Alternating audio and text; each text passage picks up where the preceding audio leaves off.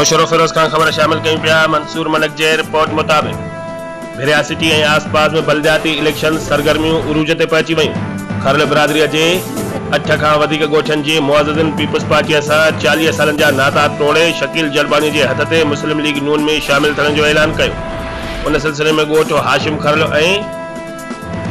खरल में मेड़ाको थी गुजरियो, जंहिंमें 8 खां वधीक गोठन के मानन तोड़े इलाके के मुअज़्ज़िज़िन वडे अंग में शिरकत कई।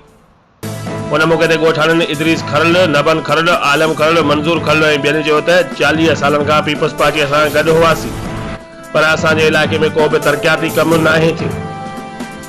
असांजे गोठन के मुकम्मल नजरअंदाज किया हुआ है। रोड, रस्ता, स्कूल, बिजली तोड़े भी का भी सहूलत नाहे। बरसात में असां घरन मां निकरी नथा सघूं। पीपल्स पार्टी जो एमपीए इलेक्शन खटण खां पोइ असां वटि लड़ी नाहे आयो।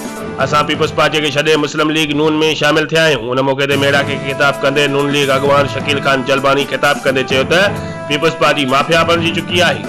उन्हनि खे ग़रीबन जो को कदर नाहे। ज़िले तोड़े यूसीज ऐं टाउन जी बजट पंहिंजनि बंगुलनि ते ख़र्च करे रहिया आहिनि। खेनि अवाम जो को दर्द कोन्हे। असां इक़्तिदार में अची ग़रीब ऐं बेपहुच माण्हुनि जी बालकी मदद कंदासीं। सदन जा हर दुख ऐं सुख में गॾु आहियूं। इंशाअल्लाह नून लीग सोभारी थींदी।